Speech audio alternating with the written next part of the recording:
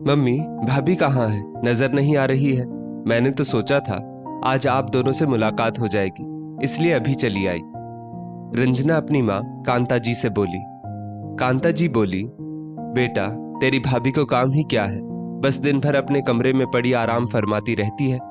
तू जानती ही है कि मुझे तो दोपहर में नींद भी नहीं आती, इसलिए जागती रहती हूँ। अच्छा हुआ तू आ गई, वरना मुझसे बातें करने वाला है कौन यहाँ। पूरी दोपहर टीवी देखकर गुजार देती हूँ। तेरी भाभी तो रसोई का काम निपटा नहीं कि अपने कमरे में घुस जाती है, फिर चाय के समय ही बाहर आती है। रंजना बोली, मम्मी, आपने भाभी को कुछ ज्यादा ही सिर चढ़ा रखा है, इसलिए काम निपटाकर अपने कमरे में सोने चली जाती है। कभी भी बहुओं की लगाम अपने हाथ से छोड़नी नहीं चाहिए, वरना हमें ही भारी पड़ता है मम्मी। विनय भैया तो भाभी की बातों में नहीं आते ना माँ। कांता जी बोली, अरे बेटा, शादी के बाद अपना बेटा अपना कहाँ रहता है, वो भी पत्नी के सुर में सुर मिलाने लगता है। तेरा भाई भी तेरी भाभी के रंग में रंगने लगा है, वो जो बोलती है वैसा ही करने लगा है तेरा भाई। मगर तू तो जानती है मैं भी कम नहीं। एक दिन ऐसा ड्रामा किया घर में कि विनय को मेरी बात माननी ही पड़ी। अब वो मेरे सामने बीवी की तरफदारी नहीं करता, वरना पहले तो बीवी के पीछे पीछे रसोई में चला जाता था, मेरा भी लिहाज नहीं करता था। मगर उस दिन के बाद दोनों मेरे सामने ज्यादा बात तक नहीं करते। रंजना खुश होकर बोली, अरे वाह मम्मी, इसे ही तो कहते हैं घर की कमान अपने हाथों में लेना, वरना कल को भाभी भैया को हमारे खिलाफ भड़काते देर नहीं लगाएगी। अच्छा किया आपने जो समय रहते ही रोक लिया दोनों को। अब बेडरूम में उन्हें जैसे रहना है रहे, मगर हमारे सामने एक दूसरे से दूर रहे, वरना भाई अगर पूरे घर में भाभी के पीछे पीछे घूमेगा तो हमारी क्या कद्र रह जाएगी। कांता जी बोली, हाँ रंजना, शुरुआत में यही तो हो रहा था घर में, मगर अब सब ठीक है। और बेटा तू बता, तेरा कैसे चल रहा है तेरे ससुराल में?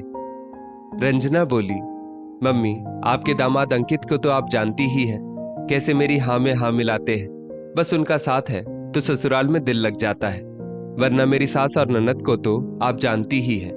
अंकित के सामने तो मेरी सास और ननद को भी चुप बैठना पड़ता है मम्मी। अंकित मेरी बुराई बिल्कुल नहीं सुन सकते। कांता जी बोली, अंकित जी तो बहुत अच्छे हैं, मैं जानती हूँ बेटा, वे तुझे कोई तकलीफ नहीं होने देंगे। और रही तेरी सास और ननद की बात, जब पति साथ दे तो वे क्या बिगाड़ लेंगी। मैं बड़ी किस्मत वाली हूँ कि मुझे ऐसा दामाद मिला है जो मेरी बेटी को खुश रखता है। रंजना और कांता जी बातें कर ही रही होती है कि अंदर से रुचिका आ जाती है और कहती है, अरे दीदी, आप कब आई? कांता जी बोली, बहू, जब तू अपने कमरे में आराम फरमा रही थी। रंजना तो कब की आई हुई है, मगर तुझे फुर्सत ही कहाँ है तेरे कमरे से निकलने की। रुचिका बोली, मम्मी, मैं अभी आधे घंटे पहले ही तो सोने गई थी। आप तो जानती ही है आज काम वाली बाई ने भी छुट्टी कर ली थी, जिस वजह से घर का काम बहुत ज्यादा था। रंजना बोली, भाभी ये सब छोड़ो, ये बताओ इस बार आप लोग मुझे बर्थडे पर क्या गिफ्ट दोगे? रुचिका बोली, दीदी, गिफ्ट तो आपके भैया ही देंगे, मैं थोड़ी नौकरी पर जाती हूँ। कांता जी बीच में ही रुचिका को टोकते हुए बोली, बहू, विनय तो रंजना को गिफ्ट देता ही रहता है, इस बार रंजना तुमसे गिफ्ट मांग रही है तो तुम्हारा फर्ज बनता है कि तुम रंजना को कुछ गिफ्ट दो। रुचिका बोली, मगर मम्मी जी, मैं। कांता जी बोली, अरे बहू, तेरे मायके से जो तुझे सोने की अंगूठी आई है अभी हाल ही में, वही दे दे। रुचिका बोली, वो अंगूठी तो मेरी माँ की आखिरी निशानी है। मम्मी जी, आप जानती तो हैं, अभी 1 साल पहले ही माँ का देहांत हो गया। माँ ने भाई भाभी से वो अंगूठी मुझे देने के लिए कहा था। रंजना बीच में ही बोल पड़ी, मुझे वैसे भी सोने की अंगूठी मंगूठी नहीं चाहिए मम्मी, आजकल तो डायमंड का जमाना है, इस बार तो मुझे गिफ्ट में डायमंड ही चाहिए। कांता जी बोली, तू फिक्र मत कर बेटा, इस बार तेरी भाभी अपने मायके से गिफ्ट में डायमंड ही मांगेगी। रुचिका, तुम अपने भाई से गिफ्ट में इस बार डायमंड मांग लेना और कह देना कि तुम्हें तुम्हारी ननद को गिफ्ट करना है। रुचिका बोली, मम्मी जी, मैं रंजना दीदी के गिफ्ट के लिए मेरे मायके वालों को तो परेशान नहीं कर सकती ना। शादी के इतने सालों बाद भी मैं अपने मायके से चीजें मांगू, अच्छा लगता है क्या? कांता जी बोली, इसमें अच्छा लगने की क्या बात है बहू, ससुराल वाले तो बहू के मायके से मांगते आए थे और मांगते रहेंगे। रुचिका बोली, आज के जमाने में ऐसे खोखले विचार कोई नहीं रखता है मम्मी जी। अच्छा, मैं रसोई से आप लोगों के लिए चाय नाश्ता लाती हूँ। रुचिका के रसोई में जाने के बाद रंजना कांता जी से बोली, देखा मम्मी कैसे जबान चलाती है भाभी।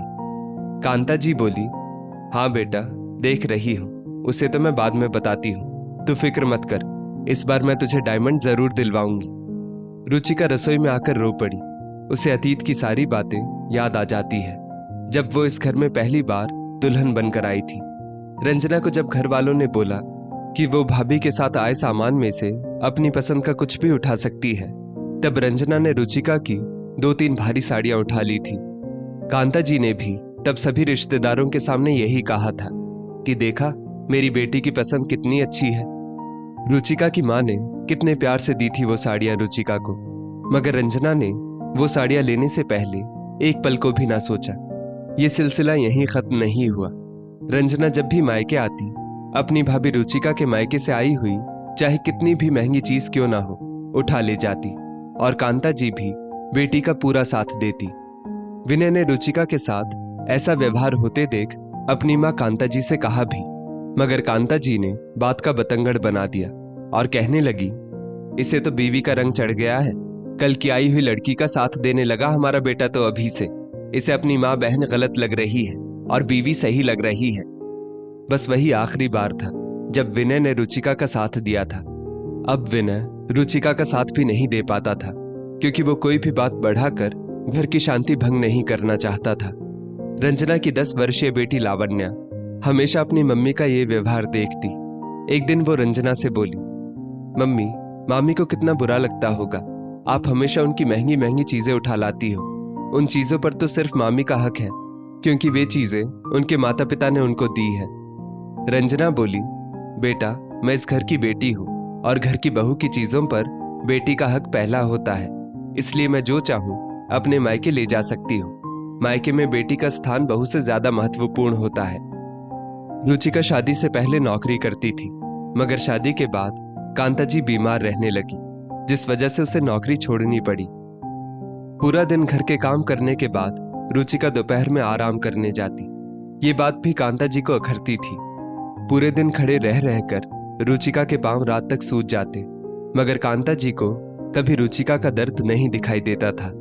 पूरा समय घर के काम करने के बाद भी कांता जी बेटी रंजना से बहू रुचिका की बुराई ही करती, और रंजना भी बराबर आग में घी डालने का काम करती। कांता जी का साथ पाकर रंजना भी रुचिका की इज्जत नहीं करती थी। हाँ, बस गिफ्ट बराबर मांगने चली आती। अरे अभी तक चाय नाश्ता बनाया नहीं बहू, कांता जी चिल्लाई। कांता जी की आवाज से रुचिका वर्तमान में लौटी और रुचिका ने जल्दी जल्दी चाय कप में डाली और नाश्ता प्लेट में निकालकर बाहर ले गई। कांता जी बोली, रंजना मैं नहीं कहती थी, हर काम आराम से करती है तेरी भाभी। अब देख चाय नाश्ता बनाने में ही कितना समय लग गया इसे। रंजना ने चाय नाश्ता किया और फिर अपने ससुराल के लिए रवाना होने लगी। फिर जाते समय बोली, भाभी इस बार डायमंड याद रखिएगा। रुचिका कुछ नहीं बोली, क्योंकि अपने भाई भाभी से ननद के लिए उपहार मांगना उसे सही नहीं लग रहा था।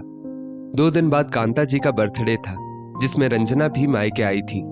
रंजना को आज उदास देखकर कांता जी बोली, क्या हुआ बेटा, आज तेरा चेहरा क्यों उतरा हुआ है? रंजना बोली, क्या बताऊं मम्मी, मेरी सास ने मेरा जीना हराम कर रखा है। 6 दिन बाद मेरी ननद का बर्थडे आने वाला है। मेरी सास ने मुझे लिस्ट थमा दी है और कहा है तेरी मम्मी से ये सारा सामान घर की बेटी के लिए ले आना। थोड़े दिनों पहले मम्मी जी कह रही थी क्यों ना हम अपनी बेटी को एक कार गिफ्ट में दे दें। मुझे तो डर है कि कहीं मुझे कार भी आप लोगों से मांगने को ना कह दिया जाए। मम्मी, मेरी ननद का जब मन करता है मुंह उठाकर मायके चली आती है। मैं तो तंग आ गई हूँ इन सास ननद के झमेलों से। मेरी ननद भी बिल्कुल कम नहीं है मम्मी, जब देखो भाभी गिफ्ट करती रहती है, और मेरी सास ने तो उनकी बेटी को सिर पर चढ़ा रखा है, जिसका परिणाम मुझे भुगतना पड़ता है। कांता जी बोली, कैसे बेकार लोग हैं तेरे ससुराल वाले, उन्हें इतनी भी समझ नहीं है कि बेटी के मायके वालों से गिफ्ट कैसे मांग सकते हैं। और अब ननद को जो भी चाहिए अपने पति से ले, अपनी भाभी से भला कौन गिफ्ट मांगता है? कार लेना तो अब तुम्हारी ननद के पति का फर्ज बनता है, तुम्हारा नहीं। सारी गलती तेरी सास की ही है, उन्होंने ही अपनी बेटी को इतना सिर पर चढ़ा रखा है। रुचिका ये सब सुनकर बोली, मम्मी जी दे दीजिए ना सारा सामान, जो दीदी के ससुराल वाले मांग रहे हैं। कांता जी बोली, बहू ये क्या कह रही हो तुम? दिमाग खराब तो नहीं हो गया है तुम्हारा? रुचिका बोली, आपको बुरा क्यों लग रहा है मम्मी जी? आप और दीदी भी तो अब तक यही कर रहे थे। अब जब अपनी खुद की बेटी की बारी आई तो आपको ये बात समझ आई कि बेटी के मायके से गिफ्ट कैसे मांगे जा सकते हैं। बहू भी तो किसी की बेटी ही है मम्मी जी। आप लोग हमेशा मेरे बारे में बातें करते हो कि मैं दिन भर कुछ नहीं करती, बस आराम करती हूँ। मगर मम्मी जी, आप ये भूल जाती हैं कि मैंने सिर्फ नौकरी आपके बीमार रहने के कारण छोड़ी ताकि आपकी सेवा कर पाऊँ। रोज सुबह 5 बजे उठकर मैं सबका चाय नाश्ता और टिफिन तैयार करती हूँ। आपको समय पर दवाइयाँ देना, आपको अस्पताल ले जाना सब मैं ही करती हूँ। आपके बेटे को तो उनके मोजे कहाँ पड़े हैं ये तक नहीं पता होता है। उनके मोजे तक उनको हाथ में पकड़ाती हूँ। शाम तक मेरे ये पांव सूजकर लट हो जाते हैं, मगर फिर भी आप लोगों के हिसाब से मैं करती ही क्या हूँ। रंजना की बेटी लावण्या बीच में ही बोल पड़ी, मम्मी मेरी शादी ऐसी जगह करना जहाँ कोई ननद या सास ना हो। मुझे हमेशा मामी को देखकर बहुत बुरा लगता था जब आप उनसे गिफ्ट के नाम पर उनकी माँ की दी हुई चीजें ले लेती थी, और नानी आप फिर भी मामी की बुराई करती रहती हो। लावण्या के मुंह से ऐसे शब्द सुनकर रंजना का दिमाग सुन्न पड़ गया, और रुचिका कह भी तो बिल्कुल सही रही थी। आज रुचिका ने सास और ननद की आंखें खोल दी थी। जो बात लावण्या जैसी छोटी बच्ची को समझ आ गई थी वो कांता जी और रंजना को बहुत देर बाद समझ आई थी। रंजना बोली, भाभी आप इतने सालों से बर्दाश्त कर रही है, मगर फिर भी कभी आपने अपनी जबान नहीं खोली। आज आपने और लावण्या ने मिलकर हमारी आंखें खोल दी है। भाभी मुझे माफ कर दीजिए। मम्मी जो चीज मेरे ससुराल वाले मेरे साथ कर रहे हैं, यदि वही चीज हम भाभी के साथ करेंगे तो हमें और उनमें क्या फर्क रह जाएगा। कांता जी भी बोली, हाँ बहू मुझे भी माफ कर दे। मैं ये बात भूल गई थी कि बहू भी तो किसी की बेटी है।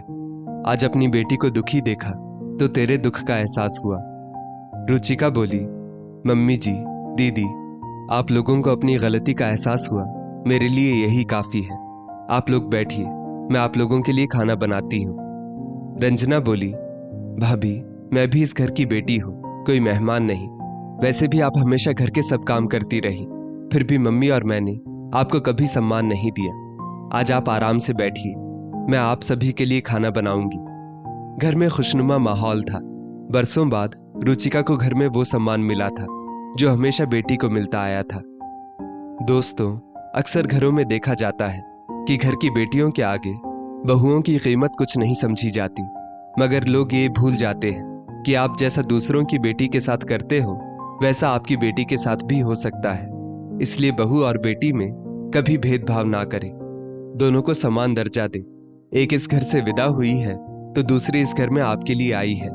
दोनों ही आपके घर की लक्ष्मी हैं। इस स्टोरी को लेकर आपकी क्या राय है नीचे कमेंट करके जरूर बताइएगा, और ऐसी ही और भी बेहतरीन वीडियोस के लिए हमारा पेज जरूर फॉलो करें।